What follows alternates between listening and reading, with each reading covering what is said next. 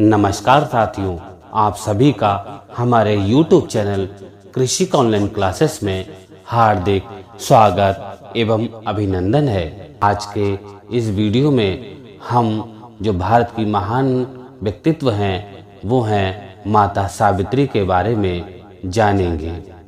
प्राचीन युग की बात है, भारतवर्ष के मध्य देश में जो आजकल दक्षिण कश्मीर है, अश्वपति नाम के राजा राज्य करते थे। इनके कोई संतान न थी। ज्यों-ज्यों अवस्था बीतती गई, इन्हें संतान न होने से चिंता हुई।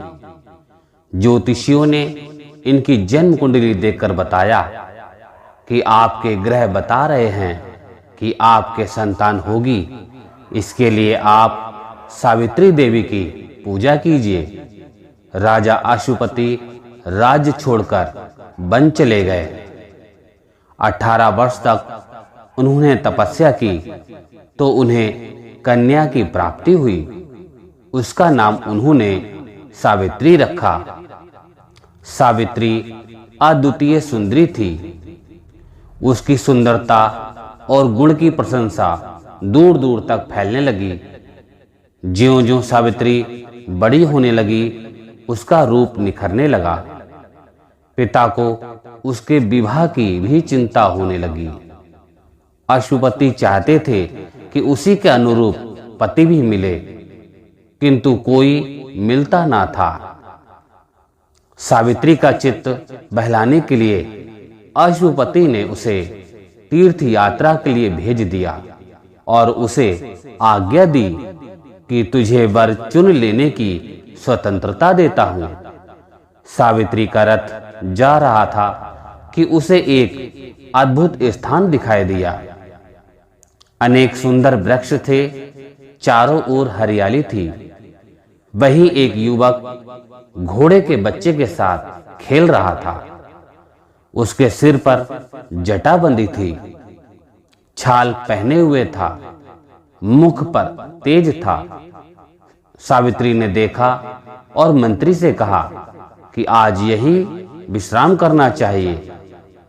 रथ जब ठहरा, वह युवक परिचय पाने के लिए उनके पास आया।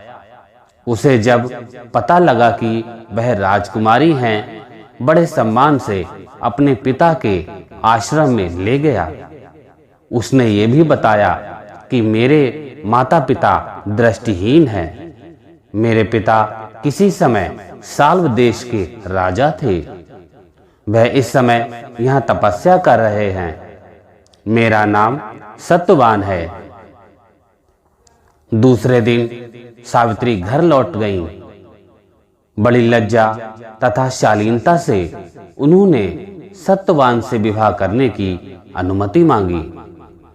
अश्वपति इससे बहुत प्रसन्न हुए कि सावित्री को उसके अनुरूप वर मिल गया। किंतु बाद में पता चला कि सत्यवान की आयु बहुत कम है।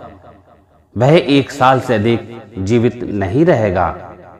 इससे सावित्री के पिता को बहुत दुख हुआ।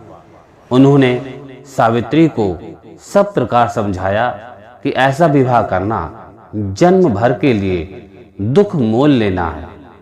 सावित्री ने कहा, पिताजी, मुझे इस संबंध में आपसे कुछ कहते हुए संकोच का अनुभव हो रहा है। मैं विनम्रता के साथ ये निवेदन करना चाहती हूँ कि आपने मुझे वर चुनने की स्वतंत्रता दी थी। मैंने सत्यवान को चुन लिया। उससे हटना आदर्श से हटना होगा और युग युग के लिए अपने तथा अपने परिवार के ऊपर कलंक लगाना होगा।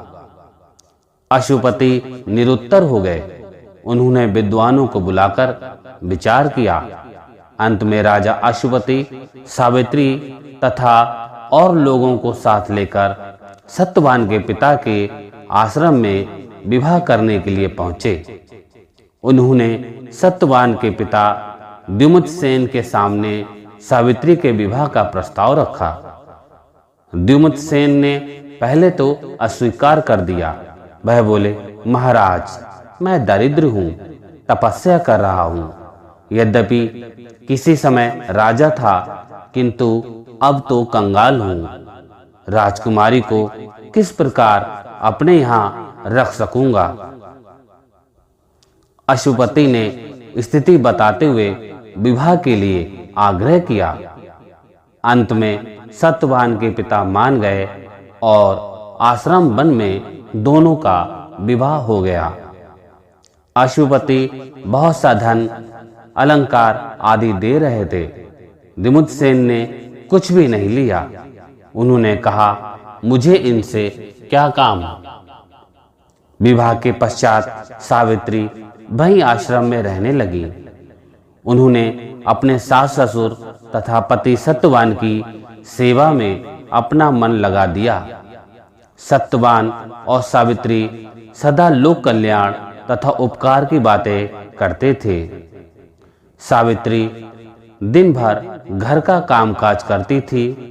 जब उन्हें अवकाश मिलता था, वह भगवान से बड़ी लगन के साथ प्रार्थना करती थी कि मेरे पति दीर्घायु हों। ज्यों-ज्यों समय निकट आता गया, उनकी चिंता बढ़ती गई। जब सत्यवान के जीवन के 3 दिन शेष रह गए, सावित्री ने भोजन भी छोड़ दिया और दिन रात प्रार्थना करने लगी। लोग भोजन करने के लिए समझाते, किंतु वह सबका अनुरोध टालती रही। तीसरे दिन जब सत्यवान जंगल में लकड़ी काटने जा रहे थे, सावित्री भी उनके साथ चली। सत्यवान ने समझाया कि तुम 3 दिन से व्रती हो, तुम ना चलो, किंतु वह नहीं मानी और सत्यवान के साथ वन को चली गई। सत्यवान एक पेड़ पर लकड़ी काटने के लिए चढ़ गए। थोड़ी देर में उन्होंने बहुत सी लकड़ी काटकर गिरा दी। सावित्री ने कहा, अब लकड़ी बहुत है, उतर आइए। सत्यवान पेड़ से उतरे। उन्होंने कहा, मेरे सिर में चक्कर आ रहा है। सत्यवान धीरे धीरे बेहोश होने लगे और कुछ ही क्षण में उनके प्राण पखेरु हो गए। यद्यपि सावित्री जानती थी, फिर भी जब उन्होंने अपने पति को निष्प्राण देखा, वह विलाप करने लगी। इसी समय उन्हें ऐसा जान पड़ा कि कोई भयानक किंतु तेजपूर्ण परछाई उनके सामने खड़ी है। उसे देखकर सावित्री भयभीत हो गई। न जाने कहां से उनमें बोलने का साहस आ गया। उन्होंने कहा, प्रभु आप कौन हैं? उस छाया ने कहा, मैं यमराज हूं। मुझे लोग धर्मराज भी कहते हैं। मैं तुम्हारे पति के प्राण लेने के लिए आया हूं। तुम्हारे पति की आयु पूरी हो गई है। मैं उनके प्राण लेकर जा रहा हूं। इतना कहकर यमराज सत्यवान के प्राण लेकर चलने लगे। सत्यवान का शरीर धरती पर पड़ा रहा। सावित्री भी यमराज के पीछे पीछे चलने लगी।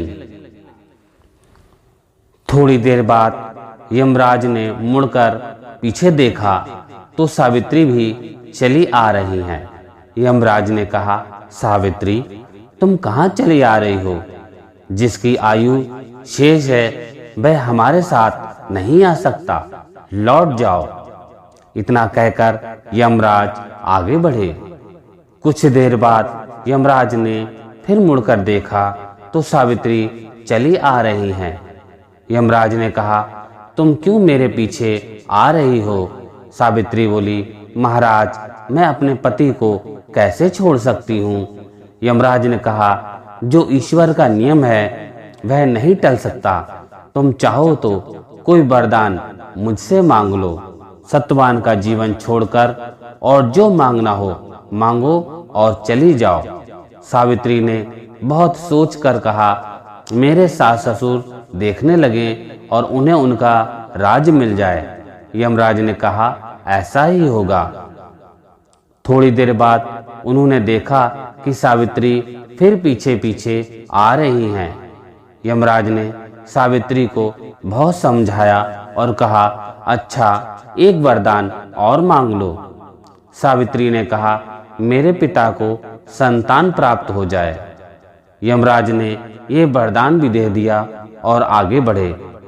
कुछ दूर जाने पर यह जानने के लिए कि सावित्री गई, उन्होंने पीछे गर्दन मोड़ी, देखा सावित्री चली आ रही हैं। उन्होंने कहा, सावित्री तुम क्यों चली आ रही हो?